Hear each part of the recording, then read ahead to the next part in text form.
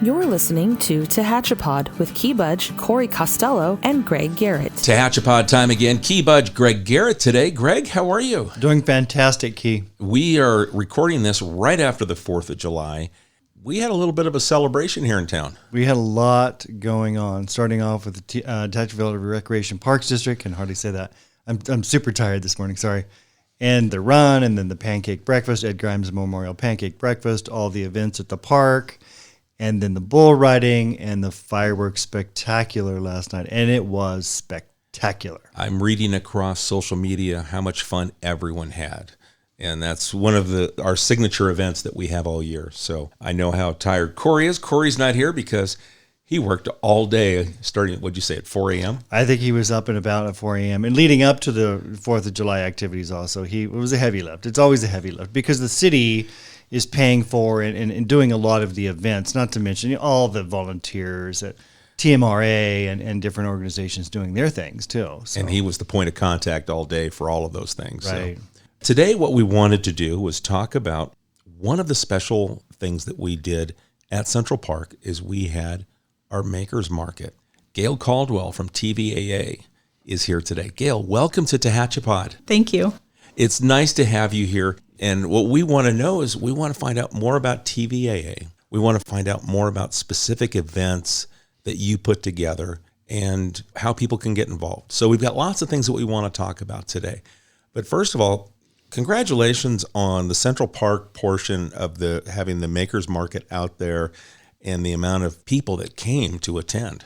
Yeah, thank you. We had a really great group of vendors. Everybody was willing to work together really well. We had vendors helping each other out when a tent collapsed. So It was a really good event, and this is the best group of vendors we've had. It was a little windy yesterday, but that's a moneymaker in Tehachapi. It was a nice cool breeze. My wife and I walked through the vendors, and I'm amazed always at the quality. And I want to say arts and crafts, but it's changed. The name has changed. I think we want to talk about that in a minute too. But the quality of the product that's brought to the park. Yeah, definitely. People are really honing their crafts. They're getting new ideas. They're bringing new products to the markets, and it's just wonderful. So that was something, just before we started recording, I asked you, I said, originally, I remember it being a craft fair. Mm-hmm. And then you said, we did that, and then it moved to the artisan festivals. But people couldn't pronounce it correctly. Yes, everybody kept calling it an artesian festival. So we're having an artesian festival. Yes, we decided we needed another name change, and so we just kind of went with the new social media buzzword for craft fairs is Makers Market. Makers Market, okay. And you mentioned the hashtag. We talk about social media, we talk about connecting to people. So people follow different things. So you can put in the hashtag and whatever it is afterwards. And you saw that hashtag Makers Market was one of the hot buzz in this world of crafted items that are for sale that people are drawn to. Yeah, absolutely. We go from just through life, we go through different cool words. So this just happens to be the one for a craft fair now. I like it, actually. I think it is a cool name. You're right. Because everything is made. Like you said, these artists come together, these craftsmen come together, and they put their heart, their sweat, tears into their projects that they bring forward to the public. I think that's just a perfect name. And no disrespect to past artisans, you had to be really into that to be able to align yourself. But again, nowadays, it's product that is quite amazing. The quality, it blows my mind at the quality that they're producing these days. With that ties back to the Tehachapi Valley Arts Association and TVAA, and I can't forget Gallery and Gifts, at the corner of Green and Tehachapi Boulevard. Gallery in Gifts, not and. Right, the letter N in between. Yeah. And right there at the corner of Tehachapi Boulevard and Green Street, you've got a great brick and mortar where different artists are involved in it. Let's talk a little bit about that. Let's talk about the brick and mortar that's there open every day. Well, Gallery and Gifts started in September of 1979 by a group of 12 Tehachapi Valley Art Association members who decided that we needed a permanent place to display our wares and raise money. Of course, all of the proceeds from everything that we do go to buying art supplies for local area schools so that the classrooms and the teachers, the kiddos really appreciate getting all that fun art stuff to do. And we also give money for scholarships. I was going to mention year. scholarships. I knew about that. Yeah. And so we were talking earlier, again, Key, about when TVAA was formed. Right after World War II, people coming home from the war started making things, kind of the maker's market at the time. So that was going way back. So the history is the roots are very deep in Tehachapi. Yeah, and then it was TVAA was officially formed in 1963. So it's been around a really long time. Right. Wow. Well, let's continue the gallery and gifts. How many artists make up or are represented within the store itself? We currently have 33 members. Every single member takes turns working the store. We pay rent, we pay commission on our sales, and that's how we keep the store going. 33, and you get a chance, so you really get a chance to meet the artists when absolutely. you go in. I mean, whether you're buying their product, their item that they've crafted, but you're getting a chance to talk with someone who works with their hands, that understands the amount of effort and time that goes into each of these beautiful items that's for sale. Oh, absolutely. Yeah, that's what we like to do. It's kind of like a co-op. So you've got to be a member. Yes. You've got to work the store, and you can sell your product. So it really is win-win for everybody. Yes, absolutely. Okay, and keep the overhead low. Definitely. Yeah. That's I mean, the way to be. where else can a maker have their stuff on display all year long and only have to put in 2 days a month at the shop? And it's a prime corner right across from the depot, the BK Theater, right on Green Street. It's a beautiful corner. Yep, it's Perfect absolutely place the to be. perfect place. I bet you get a lot of walk-ins. Yeah, and everybody that's from out of town, they all come in and, we give them the lowdown on everything that's going on in town, the best places to eat. Oh, nice. What's happening on the weekend. And So you're another visitor center. There you Yes. go. Well, let's talk about the variety that's there, because you can get anything from a sculpture to there's metalworks, there's beautiful photography, there's hand-painted arts. Go on, just everything. There's wood carving, there's cutting boards, candles, bath and body products, fashion accessories, jewelry, really beautiful jewelry.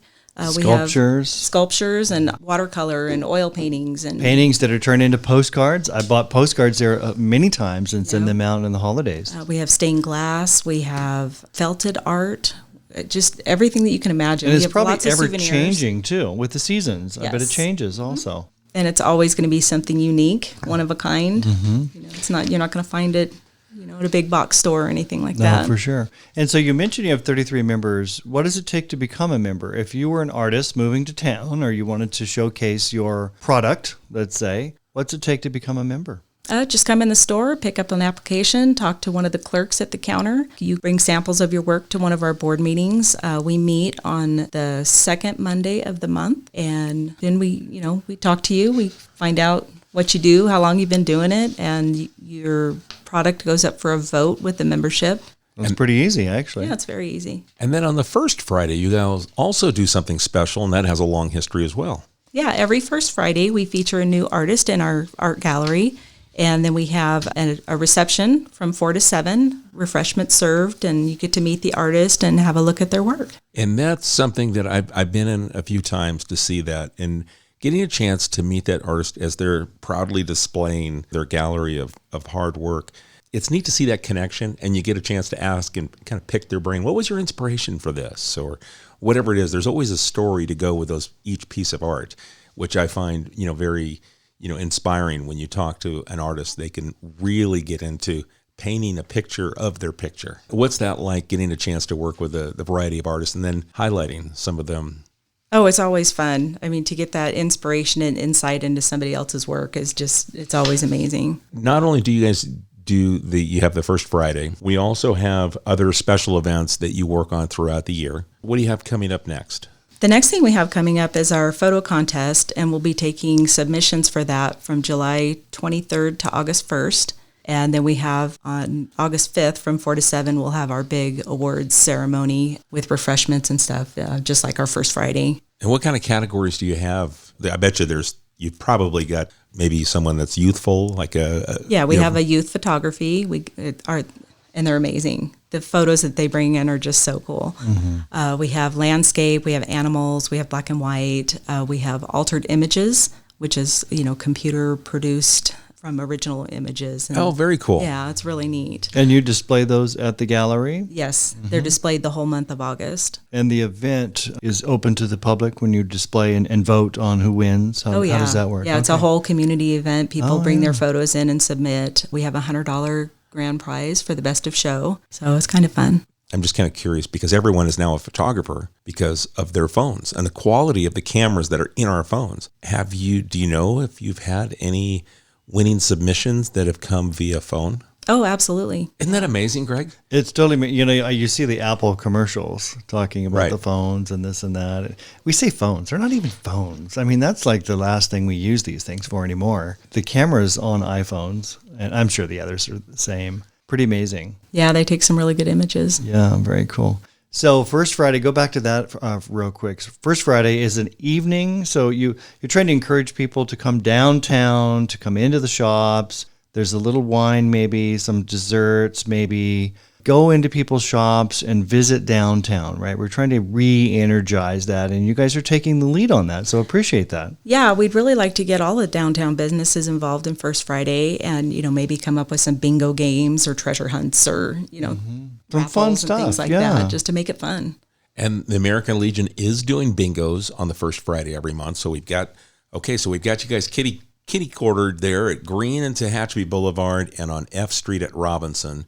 So now we need to get a little cross section going up Green, across F, and get some more involved down Tehachapi Boulevard. Yeah, it's a really great advertising opportunity for all of the businesses downtown. Get everybody involved, the restaurants and the shops and everything. Park once and just enjoy yourself a Friday night, at least once a month out here. Now, if there's other businesses that are kind of curious about what maybe they could do, can they reach out to you? Absolutely, they can reach out to me. And how can they get a hold of you? My email is Gale, Gale 67 @gmail.com. And I bet you they could probably even stop by Gallery and Gifts, leave their contact information, and you can get a hold of them that way also. Definitely. Okay, good. And then Chalk on the Walk. Every year, Chalk on the Walk prior to Mountain Festival. Let's talk about that for a minute. Chalk on the Walk is our baby. It's our just most favorite event that we do.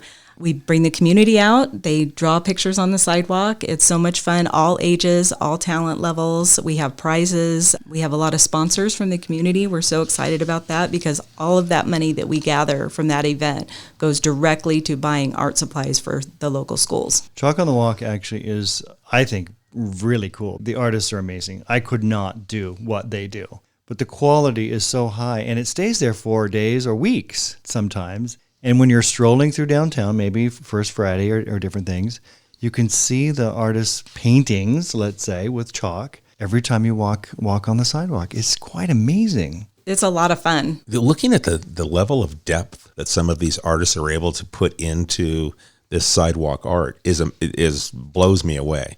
Especially when they do something where you almost want to skip over it because you think that you're going to step into a puddle of water or whatever it is. It's like, how do they bring that to life? And they're just using chalks. Mm-hmm. Yeah, and it's fun to watch the little kids too. They have so much fun being out there with everybody else, and it's just a great family community event. And people respect the art, just like they respect our murals.